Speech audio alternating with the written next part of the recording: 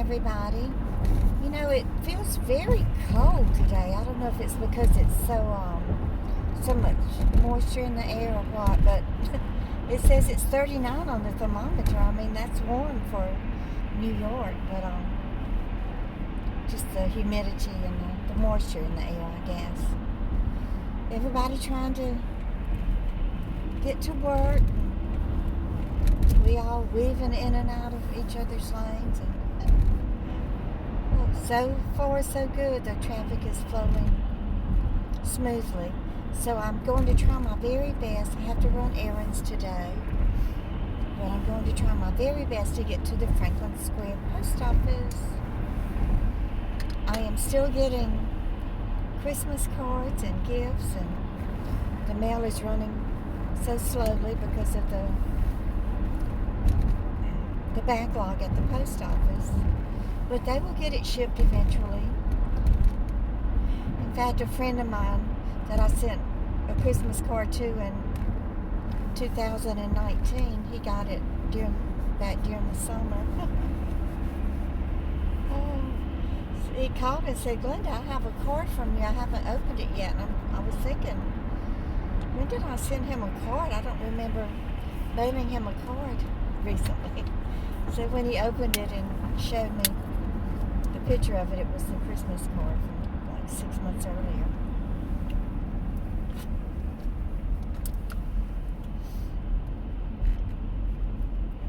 Anyway, I see a school bus up ahead, and that just reminded me something of when my kids were growing up, and the morning school bus ordeal. Oh gosh, y'all. And then the afternoon school bus ordeal. There was always some type of problem or trouble surrounding the school bus. I reckon when the kids are in a confined space like that, it creates more havoc and dissension and bullying, because they really have nowhere to go to get away from the person who's aggravating them and bullying them. But I remember in the mornings when the kids would go to wait on the bus. This would be when we lived in Covington, which was, it's kind of cityfied now, but back then it was very rural because the area had not been developed that much. So the kids would fight over who would be the first one in line to get on the bus. So I tried to come up with a solution. So I thought, well, I think the first one outside, as far as the neighborhood kids or my kids, the first ones outside should be the first ones in line. But that's not how one of the neighbor parents wanted it to be. One of the parents wanted the kids to stand in line according to who the oldest one was.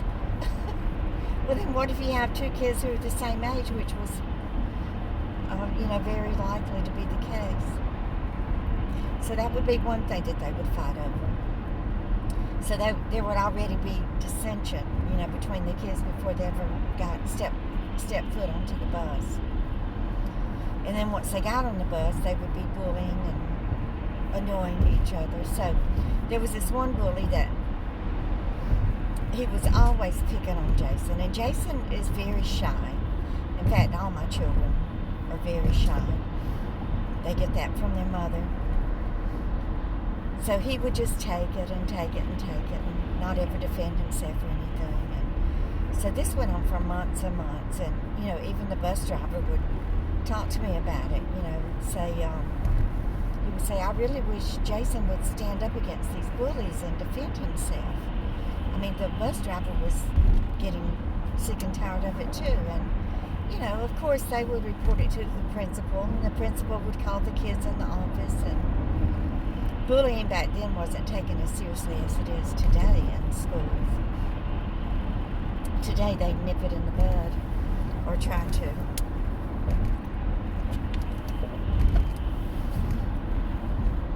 I think some parents,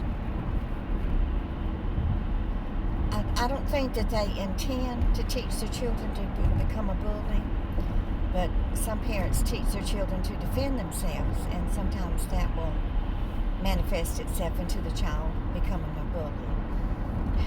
So anyway, Jason, he just took it. The kid would push him around and call him ugly names and say stuff to him, and Jason would just sit there and take it. Well, we had I had bought Jason some new tennis shoes, and they were beautiful. They were white, brand new white sneakers, and he was so proud of them. I think they had some green logo on them or something.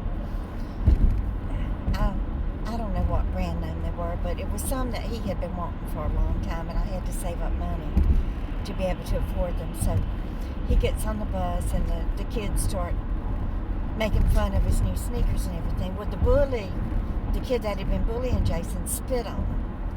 Well, that was it, y'all. Jason beat the crap out of that kid. Oh, Lordy. So I got a call that night from the bus driver telling me what had happened, and he said he was so proud of Jason for defending himself against that kid, and that bully never ever bothered Jason again. So that's all it took. Sometimes you just have to beat the crap out of a bully to get them to stop bullying and harassing you. Oh, goodness.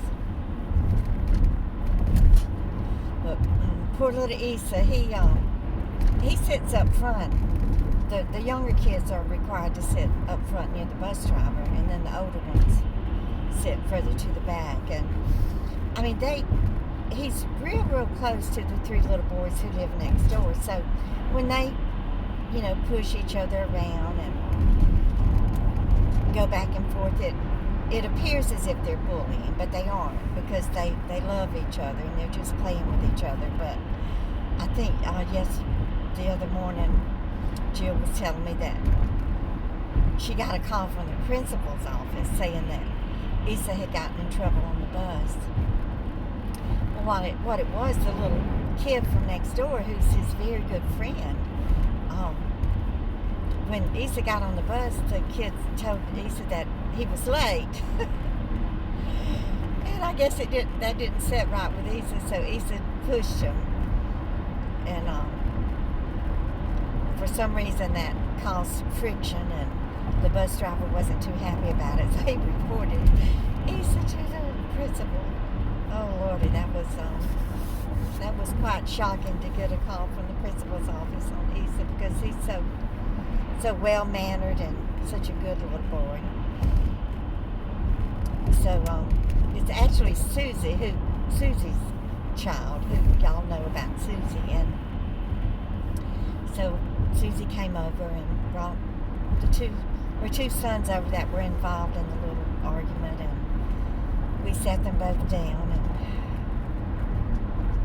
talked to them and told them what the repercussions are, for misbehaving on the school bus, because that's a moment in time when the bus driver has to take his eyes off of the road, and it could cause an accident. In fact, there was a bus driver a few months ago he was an elderly guy, and the kids were fighting on the bus, and he took his eyes off of the road for a second, and he hit a parked car, and because of that, he lost his job. So I told the kids about that story, what happened, and now the bus driver doesn't have a job. He can't earn money. He can't put food on the table. Of course, you really can't expect little 6 and 7-year-old kids to understand that, but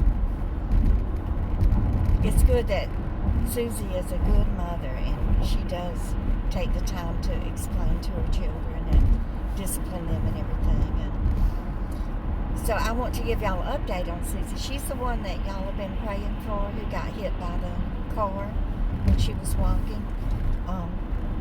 She did hire an attorney, and everything has been taken care of, and she's getting paid for the lost time at work, and the insurance company of the lady who hit her, they have taken care of all of her medical bills. Now, she's had to have a lot of physical therapy because she hit her head on the pavement when the car knocked her down, and she injured her back and her leg and her right shoulder.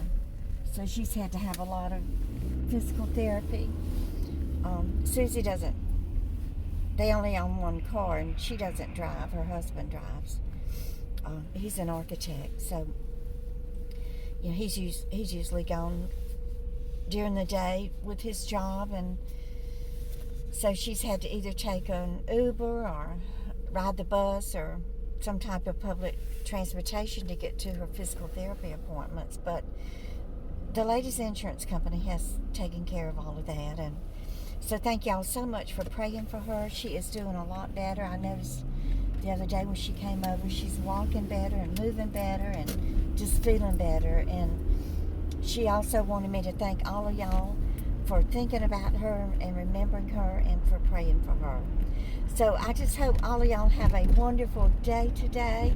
Just tell me some of your stories about the bus ordeals when you were raising your kids.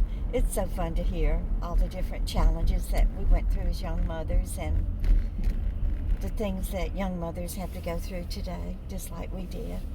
So I want y'all to know that I love you. Please give me a thumbs up and share my videos. And y'all just keep on coming back. Bye, guys.